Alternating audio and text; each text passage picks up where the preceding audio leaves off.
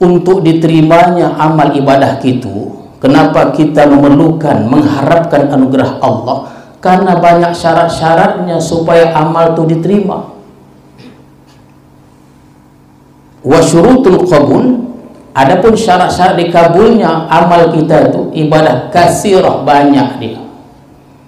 Jadi banyak dia syarat-syarat yang mesti kita penuhi supaya amal kita itu diterima oleh Allah. Walaupun pada akhirnya yang kita harapkan adalah anugerah Allah. Kenapa? Sulitnya kita memenuhi syarat-syarat itu. Tak bisa dah.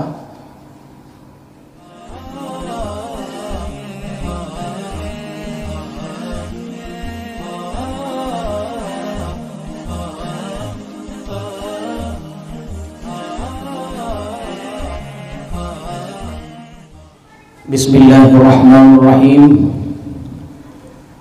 Assalamualaikum warahmatullahi wabarakatuh.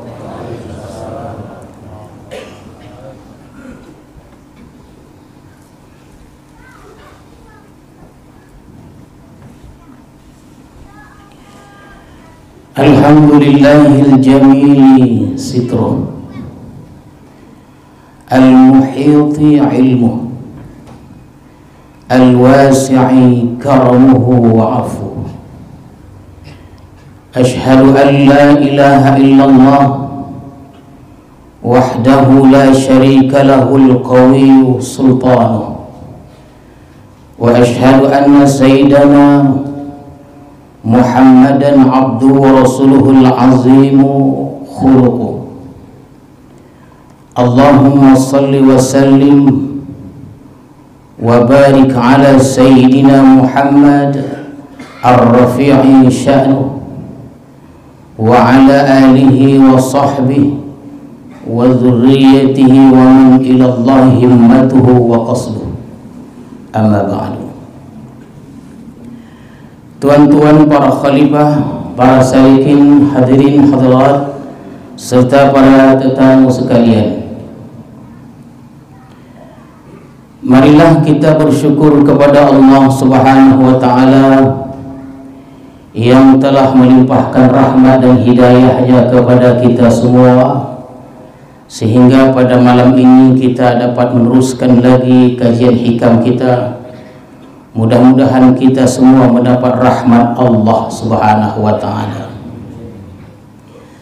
Salawat dan salam kita ucapkan dan kita sampaikan kepada Rasulullah sallallahu alaihi wasallam beserta keluarga, para sahabat dan para pengikut-pengikut beliau.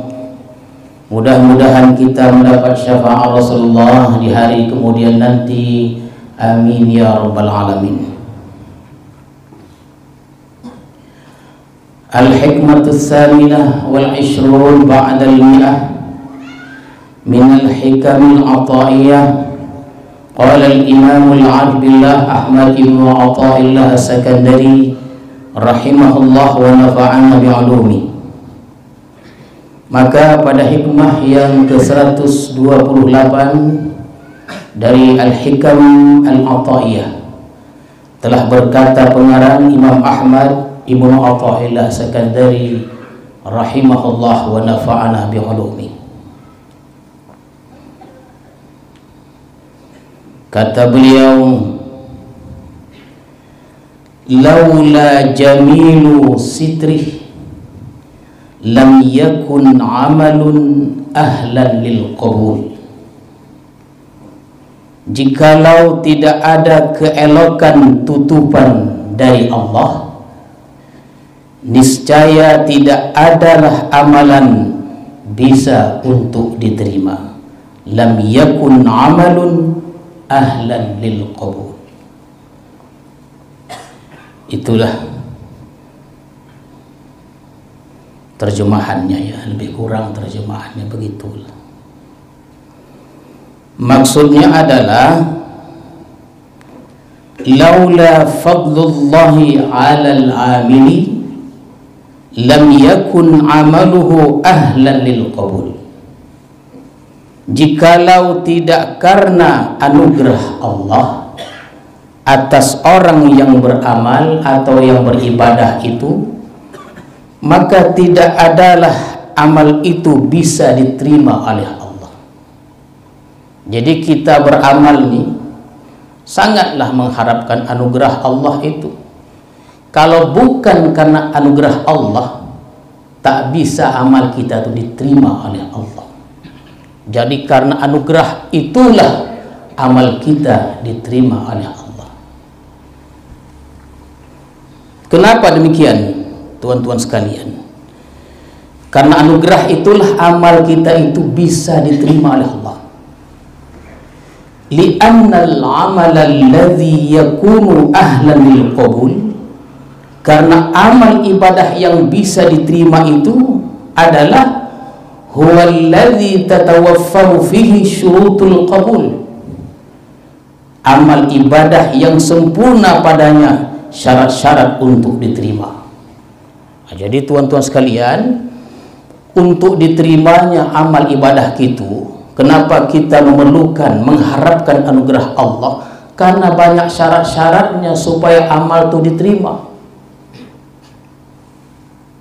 Wa syurutul qabul, adapun syarat-syarat dikabulnya amal kita itu, ibadah kasirah, banyak dia. Jadi banyak dia syarat-syarat yang mesti kita penuhi supaya amal kita itu diterima oleh Allah. Walaupun pada akhirnya yang kita harapkan adalah anugerah Allah. Kenapa? Sulitnya kita memenuhi syarat-syarat itu. Tak bisa ada. Jadi syarat-syarat itu zahiratun wa batinah. Ada yang zahir, ada yang batin. Syarat. Jadi ada syarat kabul itu, dikabulkan amal itu ada yang bersifat zahir, ada yang bersifat batin. Jadi amal yang kita lakukan contohnya seperti sembahyang, ya, sebagaimana dia merupakan imaduddin, tiang agama. Contohnya sembahyang itu memerlukan anugerah Allah supaya bisa amal sembahyang kita itu ibadah diterima oleh Allah Subhanahu wa taala. Kenapa tuan-tuan sekalian? Tadi sudah disebutkan karena sulitnya kita, susah kita mau memenuhi syarat-syarat yang banyak itu, baik syarat yang bersifat zahir ataupun syarat yang bersifat batin. Jadi oleh karena itu yang kita harapkan Allah tidak terlalu teliti dia. Begitu dia. Kita harapkan Allah tidak terlalu teliti meneliti amal-amal kita. Kenapa? Karena sekiranya Allah teliti betul Allah meneliti amal-amal kita itu, sah. Tak akan diterima amal-amal kita itu kalau teliti. Jadi kita harapkan Allah tidak teliti. Lainnya bahasa itu.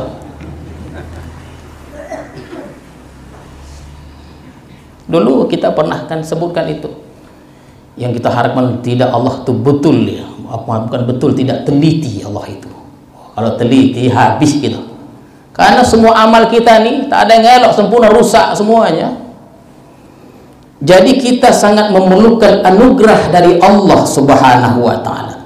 Yang kita perlukan kemaafan Allah, kemurahan Allah agar amal kita diterima di sisi Allah Subhanahu wa taala. Tadi sudah kita sebutkan syarat diterimanya sebuah amal atau ibadah itu ada dua, baik syarat yang bersifat zahir ataupun yang bersifat batin. Az-zahirah, sekarang yang bersifat zahir. Yang zahir contohnya apa? Yang perlu kita penuhi, ini pun susah juga. Ka'ayyakuna ta'amuhu wa syarabuhu wa libasuhu wa makanuhu halal.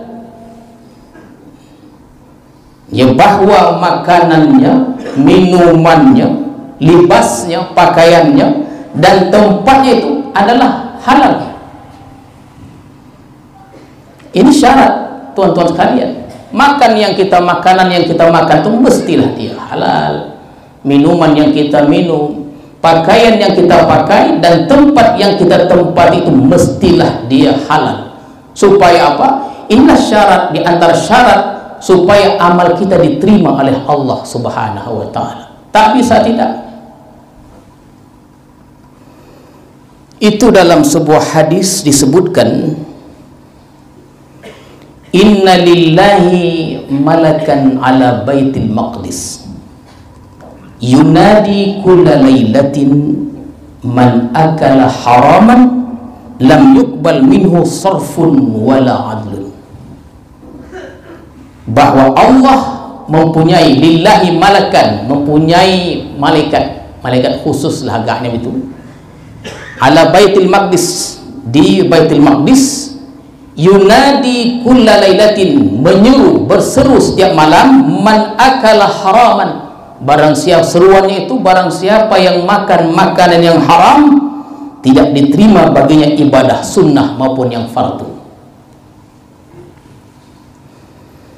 Ini syarat zahir, mesti makanan yang halal dan lain-lainnya. Dan ini pun sulit, tuan-tuan sekalian. Kenapa kita memerlukan anugerah Allah untuk makan makanan yang halal ini? Sulit. Untuk menghindari dari yang haram, sulit juga.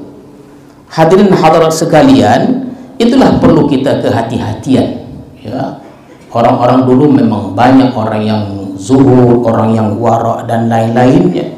Sulit kita untuk kita memastikan mana yang halal, mana yang haram, mana yang samar. Orang-orang dulu tuh memang sangat hati-hati dia. Saya teringat ada diceritakan guru Tuan Syekh Arsyad Talib Lubis itu. Beliau itu ulama besar. Syekh Hasan Maksum itu punya dua murid kondang hebat. Yang pertama Syekh Arsyad Talib Lubis, yang kedua Syekh Syihabuddin. Kedua-duanya alim, warah, zuhud. Kata Syekh Hasan Maksum, kalau kalian bertanya hukum padaku, tanyalah kepada dua orang muridku itu. Siapa dia? Arsyad Talib Lubis dan Syihabuddin. Itu Syekh Arsyad pernah punya mobil dinas, katanya begitu. Lalu suatu hari ketika dia pulang dari kantornya menuju rumahnya, di tengah jalan anak perempuannya menyetopnya untuk menumpang di mobilnya itu. Kata Arsyad Talib Lubis kepada supirnya, tauskan, tausah dia, taus, tapi ya anak itu berjalan. Sampai di rumah sang anak bertanya, kenapa ayah tidak tumpangan aku menumpang? Tak boleh nak, karena mobil itu untuk aku, bukan untuk kau. Tengok tuh. Mobil itu diperuntukkan untukku, bukan untuk kamu. Takutnya itu menjaga amanah, takut terjebak pada syubhat atau haram. Syekh Syihabuddin, tuan-tuan sekalian, diceritakan juga beliau ini mengajar ustadz juga, dulu udah meninggal dulu orang ini. Setelah ceramah oleh panitia dikasihlah duit tadi ini. Kan duit ceramah, kata panitia ini kalau bercakap sama orang zuhud ini hati-hati lah ya, jangan gegabah gitu, karena orang zuhud ini lain dia. Ini Ustaz, ini untuk ongkos-ongkos becak, begitulah bahasanya, untuk ongkos-ongkos becak. Kalau kita tuh kan banyak dikasih itu, iyalah katanya timaunya habis semua dikasih ke becak.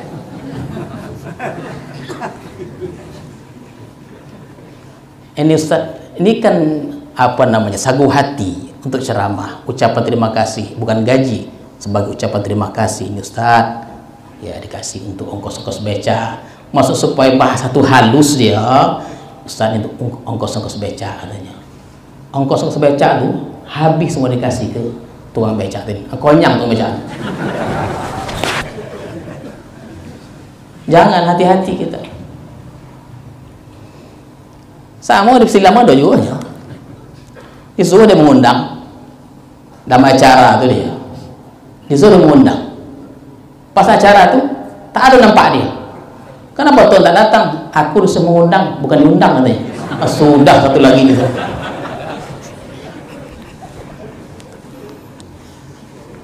Itu apakah zuhud wara juga tuan? Allah alam.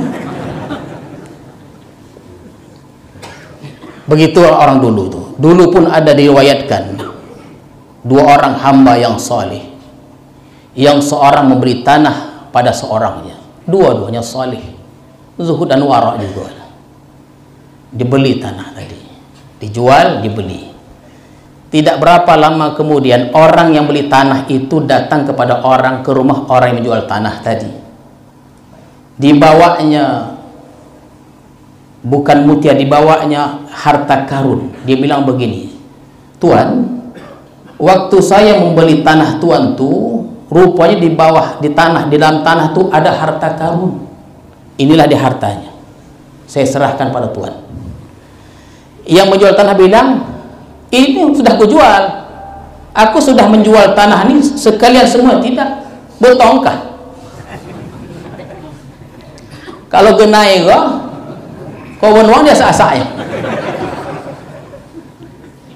Dan diaku-akuinya lagi bahwa itu tanah dia, kebun dia, segala macamnya.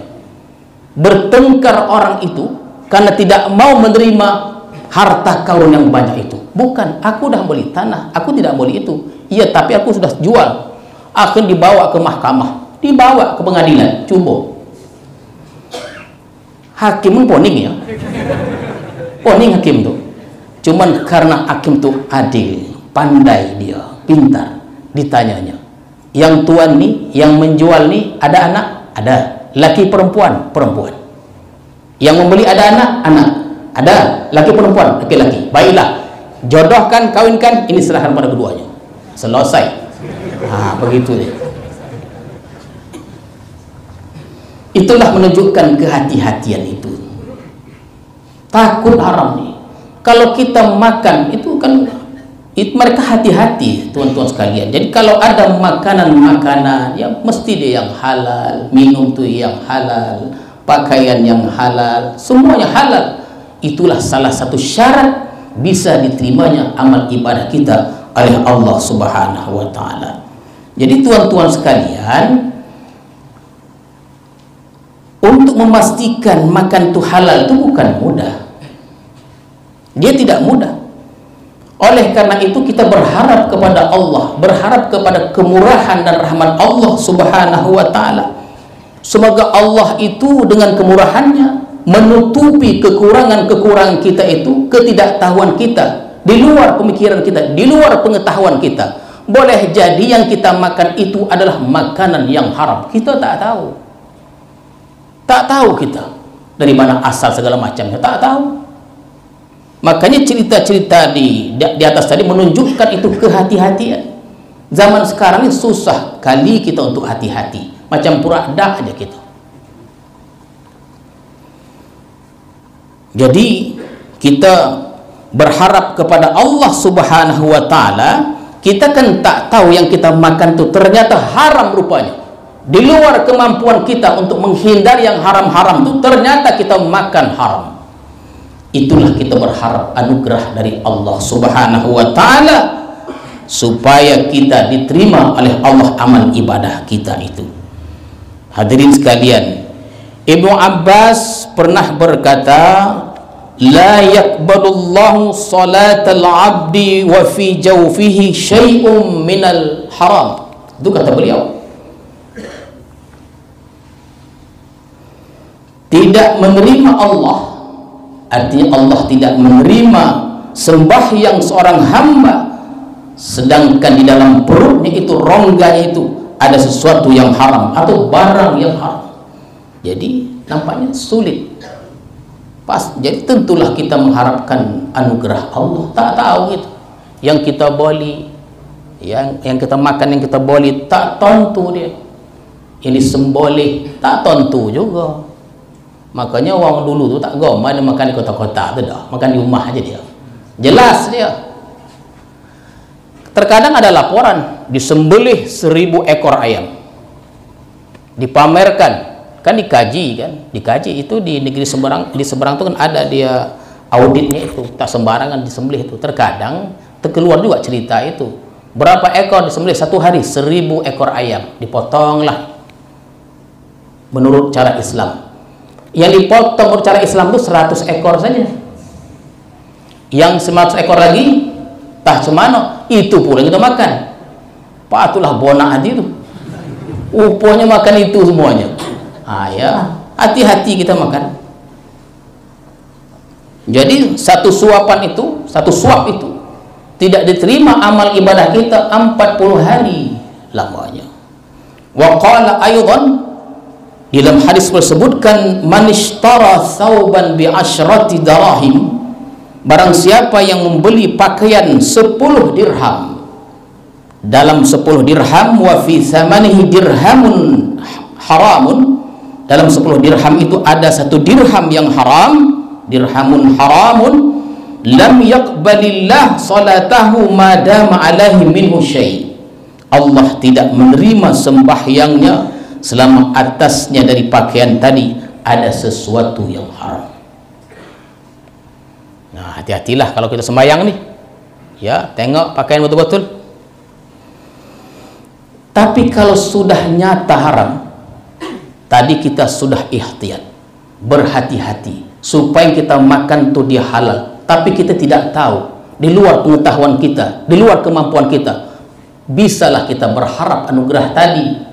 Tapi kalau ini sudah nyata haram dimakan, sudah nyata itu makanan minuman itu haram, pakaian haram, tempat haram, usah berharap lagi, ya. Janganlah kita berharap, karena harapan itu tidak dikabulkan oleh Allah, dan kita tidak akan mendapatkan anugerah dari Allah kalau nyata itu haram. Tak bisa dia.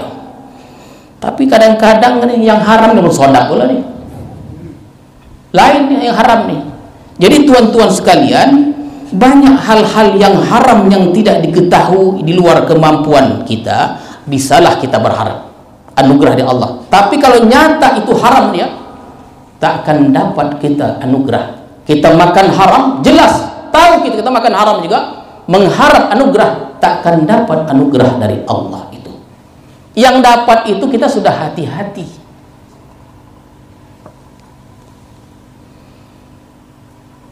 Itu diantaranya. Yang lain lagi, contoh yang zahir lagi adalah syarat kabulnya seperti ridha al-walidaini. Supaya ibadah kita diterima oleh Allah, ada keridhaan orang tua. Karena Rasulullah bersabda, ridallah fi ridal walidaini. Ridha Allah itu berada dalam keridhaan kedua orang tua. Jadi kalau orang tua kita, baik ayah kita, baik ibu kita, tidak ridha kepada kita, sehebat apapun ibadah kita, ditolak oleh Allah. Tak ada artinya, sia-sia. Dan itu banyak riwayat-riwayat tentang itu. Di antara yang dapat kita sebutkan bahwa ahli ibadah yang durhaka ini, ibadah tertahan, ditolak oleh Allah, kisah Alqamah. Tuan-tuan mungkin atau sudah tahu tentang kisah Alqamah, tak bisa mati. Kisah Alqamah tak bisa mati. Diutuslah orang kepada Rasulullah menyatakan bahwa Alqamah ni tak bisa mati. Nah, begitulah dia. Datang kata Rasulullah, adakah Alqamah ni? Oh, begitu Rasulullah tahu. Adakah Alqamah ni ada ibu? Ada. Sudah tua? Sudah tua. Panggil dia kemari atau aku datang ke tempat dia kalau dia tidak sanggup. Bila mendengar dari Rasulullah, ibu Alqamah datang ke hadapan Rasulullah. Ditanya Rasulullah, betul itu anakku. Kenapa dia begitu? Karena aku kecewa dengan dia, karena dia lebih mementingkan bininya dari aku. Itu kata emaknya itu. Ah, itu ingat. Kita apa? Kita punya bini lah. Ah, hati-hati. Payah betul ibu Alqamah memaafkan. Entah macam mana begitu tersinggungnya, kecewa ibu Alqamah ini. Nampak-nampaknya beliau tidak mau maafkan anaknya Alqamah. Diperintahkan Rasulullah, bakar saja Alqamah. Kumpulkan kayu, bakar. Untuk apa? Dibakar. Jangan ya Rasulullah, kalau begitu ku maafkan dia. Diutuslah Bilal, kata riwayat tadi.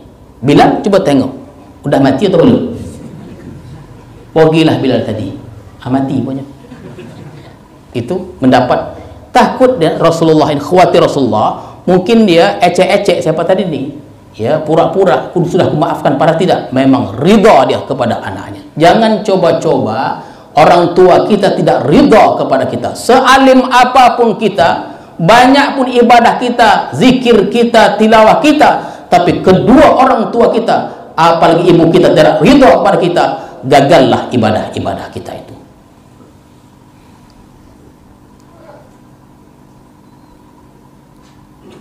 Contoh yang zahir lagi, contoh yang zahir yang menyebabkan amal kita ditolak oleh Allah, ridha az-zawji, keridhaan suami. Ya, tadi ibu, ini suami.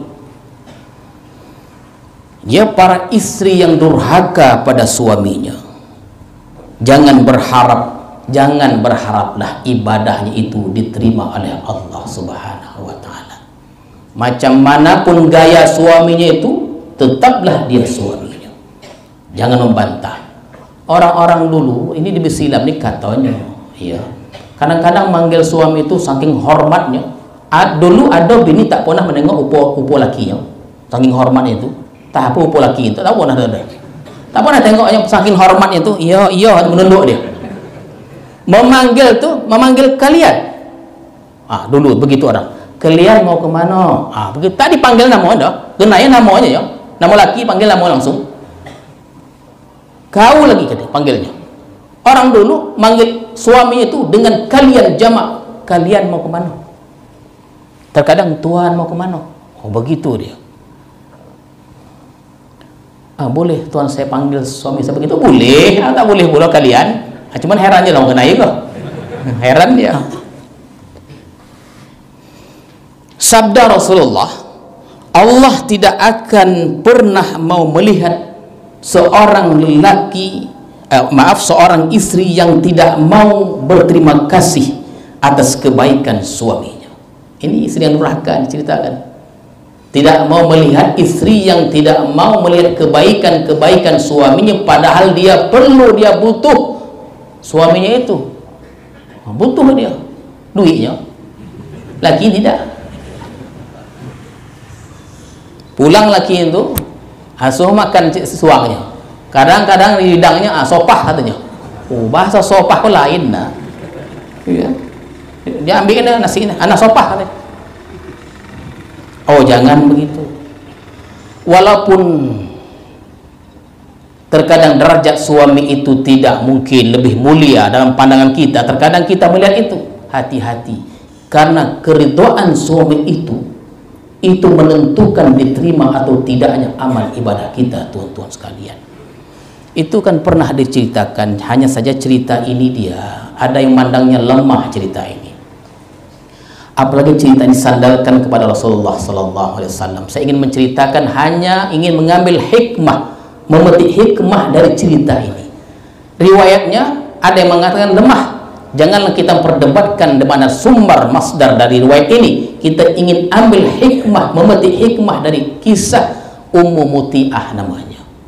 Dikatakan Ummu Muti'ah ini orang di antara orang yang pertama surga. Apa sebabnya? Karena beliaulah sangat hormat kepada suaminya. Jadi Fatimah yang bertanya pada Rasulullah, itu dibantah sebagian riwayatkan di bahwa dia sangat lemah, bersumberkan Rasulullah tidak pernah ada itu katanya. Datanglah Fatimah ke rumah Ummu Muti'ah, mengucapkan salam.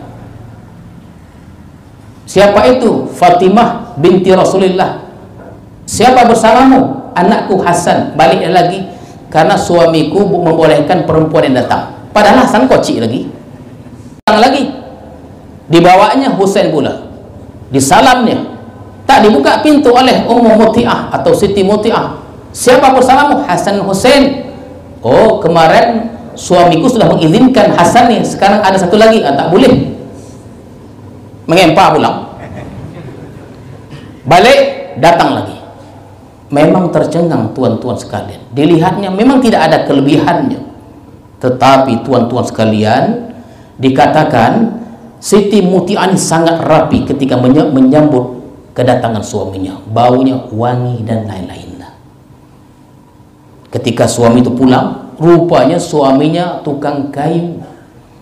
Dari kejauhan nampak dia, Fatimah pun nampak. Disongsongnya suami itu. Ya, disongsongnya suami itu, dibantunya suami menurunkan kayu, letakkan ke tempatnya. Dalam rumah itu ada ketika Fatimah berada di rumah, dilihatnya ada beberapa benda. Di antaranya adalah rotan. Ada juga handuk. Jadi dipersilakannya suaminya makan. Kalau berkeringat suaminya, dilapnya badan suami tadi. Kata dia pula, wahai suamiku, sekiranya makanan yang kusajikan tidak sesuai untukmu, inilah rotan, pukullah aku. Kalau dapat canggih koyo.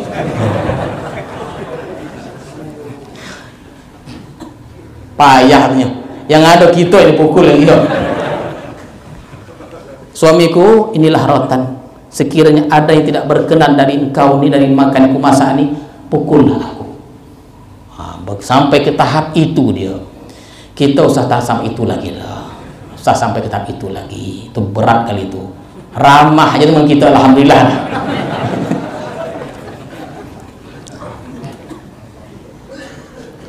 Itu diantara syarat-syarat zahir untuk diterimanya amal ibadah kita. Baru kita mengharapkan dapat anugerah dari Allah, dapat anugerah dari Allah.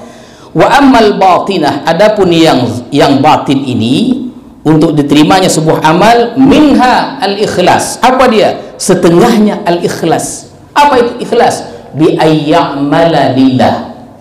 Dengan dia beramal karena Allah. Kita beramal karena Allah itu ikhlas namanya. Beramal kita ingin keridhaan Allah, ikhlas namanya. Mengharapkan kasih sayang Allah, beramal itu ikhlas namanya. Beramal untuk menunaikan perintah Allah, ikhlas juga namanya. Beramal kita untuk mendekatkan diri kita kepada Allah, ikhlas juga namanya. Untuk mencari keridhaan Allah, amal kita tuh ikhlas juga namanya. Beramal untuk mengharapkan surga, beramal untuk dijauhkan api neraka, ikhlas juga namanya. Tapi kedudukannya rendah. Kedudukannya rendah. Tapi apapun tuan-tuan sekalian, ibadah itu adalah ikhlas. Apa dia? Lillahi ta'ala, karena Allah subhanahu wa ta'ala. La li talabi hamdin nas wa ta'zimihim wa jazaihim. Tidak ada tujuan beramal itu mencari simpati manusia, pujian manusia, mencari kehormatan, keagungan di sisi manusia, dan mencari balasan dari manusia. Ini bukan ikhlas namanya. Karena di antara syarat kabul itu adalah ikhlas. Dan ikhlas itu lillahi ta'ala, semata-mata karena Allah. Allah berfirman, "Faman kana yarju liqa'a rabbih falyamal 'amalan shalihan wa la yusyrik bi'ibadati rabbih ahada." Kemudian tuan-tuan sekalian, sabda Rasulullah, dan berfirmanlah Allah, artinya hadis kursi, "Man 'amila 'amalan asyraka mai fihi ghairi fahuwa lilladzi asyraka wa ana minhu bari." Siapa yang beramal satu amalan, dia sekutukan besertaku pada amalan itu, ya, selain aku tak boleh dia.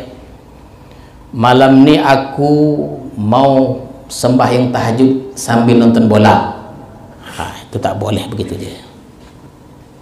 Sambil malam ni aku tahajud jam 2 jam 3 sambil menjaga rumah, ya, karena banyak pencuri, contohnya begitu. Kata Tuhan, itu hanya untuk sekutuku. Aku tidak ikut campur untuk itu, aku berlepas daripada itu. Wa ana minhu bari, kata Allah subhanahu wa ta'ala. Jadi tuan-tuan sekalian, Allah tidak bisa disekutukan, ya, Allah tidak bisa disekutukan.